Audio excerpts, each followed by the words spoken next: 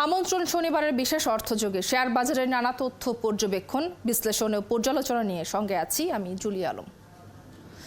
দর্শক, দেশের শেয়ার বাজার প্রায় সব সময় অর্থনীতির বিপরীত পথে হেঁটেছে, তবে এবার অনেকটা কাঁধে কাঁধ মিলিয়ে হাঁটছে। টাকার দাম কমে যাওয়া, রিজার্ভ কমে যাওয়া সহ অর্থনীতির অনেক নাজুক সূচকের মতো শেয়ার বাজারও এখন নাজুক। গত সপ্তাহে ঢাকা স্টক এক্সচেঞ্জে সূচক ৫,৫০০ পয়েন্টের নিচে নেমে গেছে, অর্থাৎ মনস্তাত্ত্বিক আস্থাশীলতার সীমার নিচে নেমে গেছে দেশের প্রধান শেয়ার বাজারের সূচক।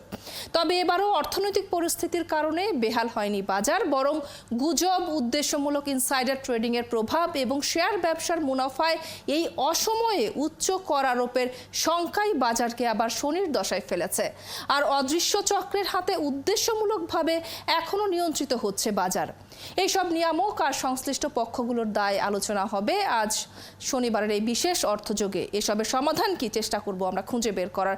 নিয়ন্ত্রক সংস্থা তাদের মতো করে কাজ করলেও মনে হচ্ছে যেন কাজ হচ্ছে না। তাহলে কি সরকারকেই এবার গুরুত্ব দিয়ে এখানে নজর দিতে হবে? এই সব নিয়ে কথা হবে শনিবারের এই বিশেষ অর্থযোগে।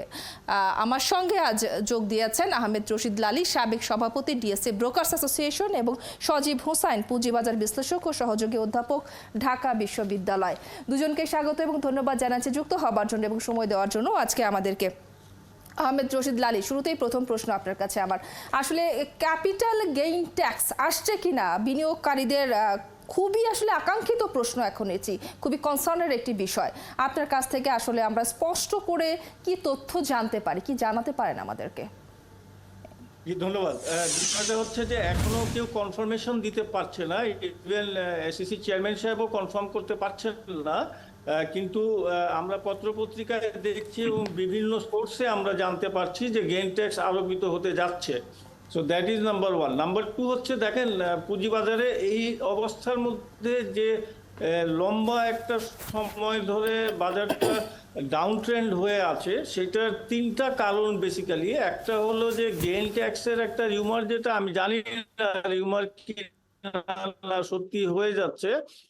নাম্বার টু হলো যে আমাদের ইন্টারভেনশন খুব বেশি আমাদের পুঁজিবাজারে। নাম্বার থ্রি হলো যে আমাদের হয় কি 2-3 দিন যদি একটু আপনার প্রফিট টেকিং হয়, এইটার সাথে এমন ভাবে ফোর্স সেল চলে আসে যে বাজার সামাল দেওয়াটা খুব ডিফিকাল্ট হয়ে যায়। সো কাজেই এই জন্য আমি বারবার বলার চেষ্টা করছি এবং কাজও হচ্ছে, এসইসিতে কাজ হচ্ছে যে আপনার যে মার্জিন রেগুলেশন যেটা রুল আছে, সেই রুলটা ইমিডিয়েটলি সময়োপযোগী করা। এইটা হয়ে গেলে তখন এই যে ফোর্স সেলের একটা প্রভাব সবসময় চলে আসে, সেইটার থেকে আমরা বেঁচে যাব আর কি। আচ্ছা, আপনি আছেন আমার সঙ্গে, আমি একটু সজীব হোসেন, একটু আপনার বিশ্লেষণ শুনতে চাইবো। আসলে সাম্প্রতিক বাজার নিয়ে আপনার পর্যবেক্ষণ কি? বাজারের সবচেয়ে প্রধান সমস্যাগুলো এখন আপনার কাছে কি মনে হচ্ছে? Thank you for inviting me. তো আমার কাছে মনে হয় যে আমাদের এই মার্কেট গত 4 বছরে একদম সবচেয়ে ওয়ার্স্ট এই সেন্টিমেন্ট নিয়ে এখন আছে। তো আমাদের গত 4 বছরে যদি দেখেন যে বিভিন্ন সময় মার্কেট উত্থান হয়েছে, পতন হয়েছে, বাট এখন আমরা খুব খারাপ সময় পার করতেছি। এই প্রতিদিন ফ্রি ফল হচ্ছে। ফ্রি ফল মানে হচ্ছে যে মানুষ শেয়ারের ফান্ডামেন্টাল দেখতেছে না, ভালো শেয়ার, খারাপ শেয়ার সবই পড়ে যায়। তো এখন আমার কাছে মনে হয় মার্কেটের সবচাইতে বড় সমস্যা মার্কেটের কনফিডেন্স, আস্থা ফেরানো। অনেক কারণ আছে, ইকোনমিক, কোম্পানি স্পেসিফিক, লালিগুলো পলিসি রিলেটেড, বিভিন্ন কারণ আছে। এই কারণ আমরা সবাই জানি। আবার সামনে কিছু আছে, ট্যাক্সের ইস্যু আছে, ক্যাপিটাল গেইনের উপর ট্যাক্স। গতকাল দেখলাম হয়তো আবার ট্যাক্স রেট 2.5% বাড়াবে কোম্পানিগুলোর জন্য যদি আপনার এই ক্যাশে ট্রানজাকশন হয়। তো এইগুলা সবই হচ্ছে যে পলিসি আনসার্টেনটি। বিনিয়োগকারী হচ্ছে যে এই যখন মার্কেট কন্ডিশন খারাপ থাকে, যে কোনো নিউজই খারাপ নিউজ, তার এটাকে খারাপ ভাবে ইন্টারপ্রেট করবে। আমার কাছে এখন মনে হয় যে এই এই মার্কেটের যে আপনার সেন্টিমেন্ট, এইটাকে ঠিক করতে হবে। এবং এই পুঁজিবাজারের যে এই রেগুলেটর, আমাদের বিসেক, ডিএসসি, সিএসসি, আমার ধারণা তারা তাদের যত ওয়াইফোন আছে, যত ফায়ার পাওয়ার আছে সব ইউজ করে ফেলছে। তারা মার্জিন ওয়ান করে দিছে, এই প্রভিশনিং ডেফার করছে, হচ্ছে ফ্লোর প্রাইস দিচ্ছে, এখন এসিমেট্রিক সার্কিট ব্রেকার দিচ্ছে। এখন আমাদের এই সেন্টিমেন্ট ঠিক করার জন্য আমাদের হচ্ছে নতুন ফান্ড লাগবে। এই এখন যেহেতু আপনার মানি মার্কেট একটু টাইট, ইন্টারেস্ট রেট কাপ, তো আমরা যদি কিছু নতুন ফান্ড ইনজেক্ট করতে পারি, এই সেন্টিমেন্টটাকে যদি স্টেবল করতে পারি, তারপর হয়তো আমরা পুঁজিবাজার ঘুরে। আচ্ছা, বাজারে কি ফান্ড এলে সমস্যার সমাধান হবে? সজীব হোসাইন। ফান্ড হলে সমস্যার সমাধান ডিরেক্টলি হবে না, কিন্তু যেটা হবে যে এই পতনের যে দ্বারা প্রতিদিন যখন পতন হবে মানুষের কনফিডেন্স আরো ডাউন হবে, এই কালকে পতন হবে ডাউন হবে, তখন মানুষ কিন্তু এই যে ভালো শেয়ার নিয়ে বসে থাকা, তখন কিন্তু মানুষ হচ্ছে ওই হিতাহিত জ্ঞান হারায় ফেলে, তখন তারা যা আছে পোর্টফোলিও দৌড়ে সেল করে। এটা ছাড়াও আপনার এই ফোর্স সেল আছে, এগুলো তো আছেই। কিন্তু এখন যেটা হচ্ছে আর কি, আমি যেটা দেখতেছি সেটা হচ্ছে যে অনেক ভালো ভালো কোম্পানি ডিভিডেন্ড দিচ্ছে, তাদের আর্নিং রিপোর্ট ভালো, যাদের খারাপ যাদের ভালো, অনেক কোম্পানির ভ্যালুয়েশন বেশি হচ্ছে গত 10 বছরের একদম সর্বনিম্ন, সেগুলো পড়তেছে প্রতিদিন। দিস ইজ ভেরি, সেটাই আসলে এটার মানে কারণটা কি, এই কারণটা মানে আহমেদ রশিদ লালী আসলে এই কারণ কি? আমরা দেখলাম যে গত সপ্তাহে বিএসসিসি বেশ কয়েকটি উদ্যোগও নিয়েছে, যেমন জেট শ্রেণীভুক্ত করা নিয়ে নতুন নীতিমালা করেছে। তারা বলেছে যে কোনো কোম্পানি পরপর 2 বছর বিনিয়োগকারীদের লভ্যাংশ না দিলেই জেট শ্রেণীভুক্ত হবে। নির্ধারিত সময়ে জিএম না করলে কোম্পানির কার্যক্রম 6 মাস বন্ধ থাকলে ঘোষিত লভ্যাংশের ন্যূনতম 80% নির্ধারিত সময়ের মধ্যে বিতরণ না করলে জেট শ্রেণীভুক্ত করতে পারবে স্টক এক্সচেঞ্জ। আসলে উদ্যোগ নেওয়া হচ্ছে, কিন্তু সেগুলো মনে হচ্ছে যেন খুব একটা কাজে আসছে না। এই যে জেট শ্রেণীভুক্ত করা নিয়ে যে কথাগুলো বলছিলাম যে নীতিমালাটি করা হয়েছে, এটা হয়তো বিনিয়োগকারী বান্ধব নীতিমালা, কিন্তু এইখানে আমার একটি প্রশ্ন আছে যে আসলে আমাদের বাজারে ব্যবসায় স্বাস্থ্যবান এমন ভালো কোম্পানি আনাই হয়েছে কম, নিয়ম নীতি পালন না করা কোম্পানির সংখ্যাই বেশি। এখানে তো আসলে দেখা যায় যে অনেক বিনিয়োগকারী বুঝে না বুঝে হয়তো সে ধরনের অনেক কোম্পানির শেয়ারও কিনেছেন।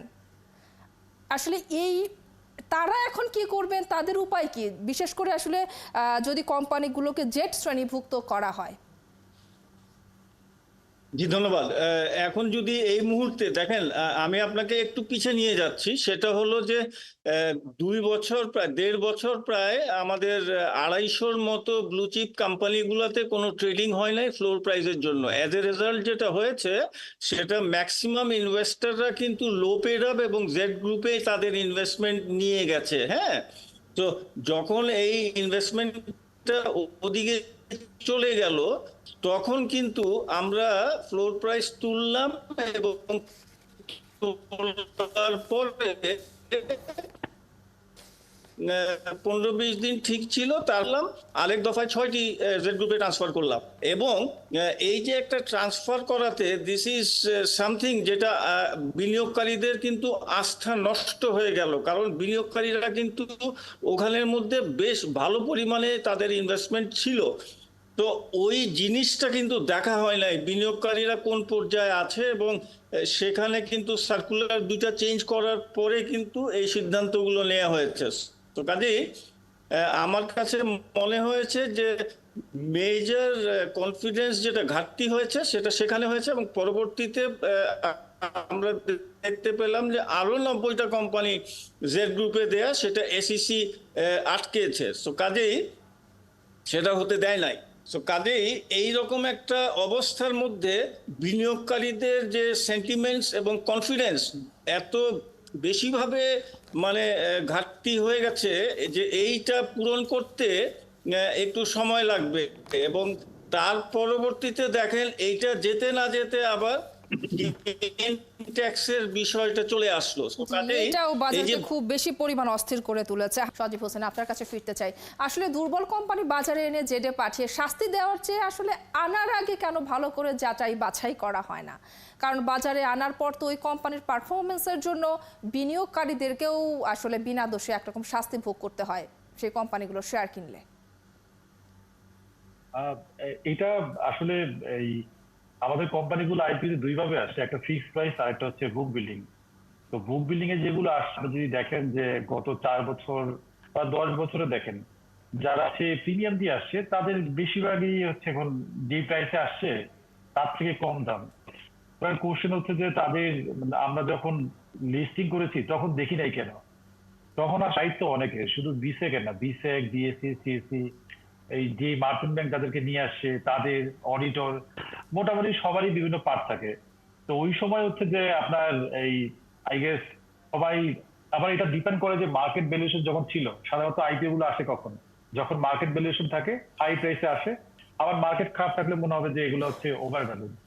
তো এখানে সবারই দায়িত্ব আছে। তো আমার একটা রেকমেন্ডেশন হচ্ছে যে এই কাজ যাতে না হয়, এই সেটার জন্য হচ্ছে যে এই যখন আপনার এই যে কোম্পানিগুলো হচ্ছে এই আপনার বুক বিলিং দিয়ে আসবে প্রিমিয়াম সহ, সেই ক্ষেত্রে একটা অ্যাকাউন্টেবিলিটি সৃষ্টি করা, যে সমস্ত মার্চেন্ট ব্যাংক বা ইনস্টিটিউশনাল বিনিয়োগ ওইসব কোম্পানির দাম বেশি দামে কিনবে, 10 টাকার শেয়ার 60 টাকা বিট করবে, তারা বিট করে এই কারণ হচ্ছে যে আইপিও হওয়ার, লিস্টিং হওয়ার সাথে সাথে কয়েকদিন প্রাইস ভালো থাকে, তখন তারা যেটা করে যে সেল করে চলে যায়, 60 টাকার শেয়ারে 80 টাকা 90 টাকা দিয়ে সেল করে চলে যায়, সেই শেয়ার চলে আসে 40 টাকা 30 টাকা, সেটা হচ্ছে সাধারণ বিনিয়োগকারী কিনে। তো একটা অ্যাকাউন্টেবিলিটি আপনার লিঙ্ক করা একটা হচ্ছে যে যেই সমস্ত প্রাতিষ্ঠানিক বিনিয়োগকারী হাই প্রাইসে বিট করবে তাদেরকে একটা সার্টেন লক ইন পিরিয়ড থাকতে, 6 মাস 8 মাস বা 1 বছর, যেটা আগে ছিল। এই তারা বিভিন্ন কারণে বিভিন্ন লবিং টবিং করে এই লক ইন পিরিয়ডটা উঠাই দিচ্ছে। তো প্রাতিষ্ঠানিক বিনিয়োগকারীর একটা পোর্শন লক ইন থাকতে হবে অ্যাটলিস্ট 6 মাস, তাতে হয়তো কিছু উন্নতি হবে। আচ্ছা, আহমেদ রশিদ লালী, আমরা দেখেছি যে বিএসসিসি আরও একটি উদ্যোগ নিয়েছে, সেটি হচ্ছে আইএসসিবির ব্রোকারেজ হাউসের বিনিয়োগ সীমা বাড়ানো হয়েছে। আসলে এইটা কতটা কাজে দিবে? কারণ আইএসসিবি এর ভূমিকা নিয়ে কিন্তু নানান সময় নানান ধরনের প্রশ্ন ওঠে। দরপতন ঠেকাতেই এই ধরনের উদ্যোগ নেওয়া হয়েছে যতটুকু আমরা জানি। আসলে এই উদ্যোগ কি স্বচ্ছভাবে কাজে লাগাতে পারবে সংস্থাটি, বা বাজারে এর কি প্রভাব পড়বে মনে করেন?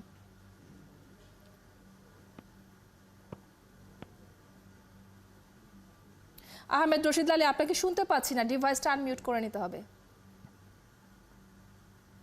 জি ধন্যবাদ। দেখেন, আইসিবি কতখানি কার্যকর পুঁজিবাজারে আমাদের, সেটা নিয়ে আমি সন্দিহান।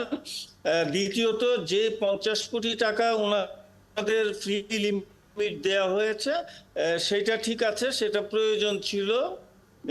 বিকজ 10 কোটি টাকা 12 কোটি টাকা হলে পরে ওনাদের একটা গ্যারেন্টি এবং সাথে সাথে সেটা ট্রেড বন্ধ হয়ে যেত, সেখানে ঠিক আছে।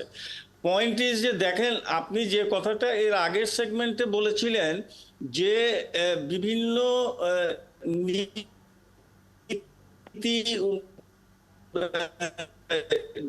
এসিসি নিচ্ছে, হ্যাঁ উনার, কিন্তু আপনি জেনে থাকবেন যে এসিসির কাজ নয় সেটা ইন্ডেক্স কিংবা বাজার ঠিক করা, তারপরেও বিনিয়োগকারীদের বৃহত্তর স্বার্থে ওনারা এই কাজটা করছেন, সেটা ঠিক আছে, সেটাও সমস্যা না।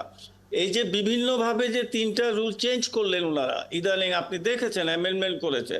দেখেন, একটা জিনিস আপনি যখন করতে যাচ্ছেন তখন কিন্তু পূর্ণাঙ্গভাবে করতে হবে, বাজার স্টেক হোল্ডার যারা আছেন ওনাদের সাথে আলোচনা করে করতে হবে। দেখেন, এটিবিতে যে একটা আইনটা ওনারা চেঞ্জ করলেন, ভেরি গুড, সব ঠিক আছে। একটা শব্দ ওনারা জুড়ে দিলেন, ফেয়ার ভ্যালু। না, ফেয়ার ভ্যালুটা জুড়ে দেওয়াতে মানে এটা জিরো হয়ে গেল, মানে এই চেঞ্জের কোনো মানে রইল না। সো এইরকম যদি পলিসিগতভাবে ওনারা স্টেক হোল্ডারদের সাথে আলোচনা করে যদি এই জিনিসগুলো করতেন, তাহলে এই অ্যাম্বিগুইটিগুলো যেগুলো আছে সেগুলো হয়তো থাকতো না। সো আমার কাছে যেটা মনে হয় যে বিএসইসি যে লিস্টিংয়ের কথা আসলো, এইটা অনেক দিন ধরে বলে আসছি যে কিছু কিছু কাজ এগুলা DSC as a primary regulator ওনাদের হাতে ছেড়ে দিতে হবে না। এই লিস্টিং এর বিষয়টা আজকে আমি অন্তত 5-6 বছর ধরে এটার উপরে কাজ করছি, এবং সেখানে বিশ্বের কোথাও কিন্তু জেট শ্রেণীভুক্ত করা নিয়ে কিন্তু সেটাই করা হয়েছে। এখন স্টক এক্সচেঞ্জ চাইলে তারা নিজেরাই বিএসএস এর অনুমতি ছাড়াই হয়তো তারা জেট গ্রুপে কোম্পানিগুলোকে পাঠাতে পারবেন, যদি এই নীতিমালার আওতার মধ্যে তারা পড়েন। এটা ঠিক আছে, আই এম অন লিস্টিং, আমি ভালো কোম্পানির লিস্টিং এর বিষয় বলছি, যে সেখানে এসইসি ডিএসসি যদি এই কাজটা আগে করতে দিত তাহলে এত খারাপ কোম্পানি হয়তো বা আসতো না। তার কারণটা হলো বিশ্বের সকল স্টক এক্সচেঞ্জে অ্যাপ্লিকেশনটা পরে হলো স্টক এক্সচেঞ্জের কাছে। স্টক এক্সচেঞ্জ যতক্ষণ পর্যন্ত না এনওসি দেয় যে ইয়েস এইটা লিস্টিং যোগ্য, ততক্ষণ কিন্তু ওনারা এসইসিতে অ্যাপ্লিকেশনই একেবারেই পরিষ্কার আপনার বক্তব্য। আসলে আমি অত্যন্ত দুঃখিত, আমার হাতে সময় একেবারেই শেষ হয়ে গেছে। নির্ধারিত যে সময়টুকু ছিল, নিশ্চয়ই পরবর্তীতে আপনাদের সঙ্গে আবারও আমার কথা বলার সুযোগ হবে। অসংখ্য ধন্যবাদ জানাচ্ছি যুক্ত হবার জন্য এবং এই মুহূর্তে আমাদেরকে সময় দেওয়ার জন্য। দর্শক, এই ছিল এখনকার অর্থযোগ। থাকুন একাত্তরের সঙ্গে।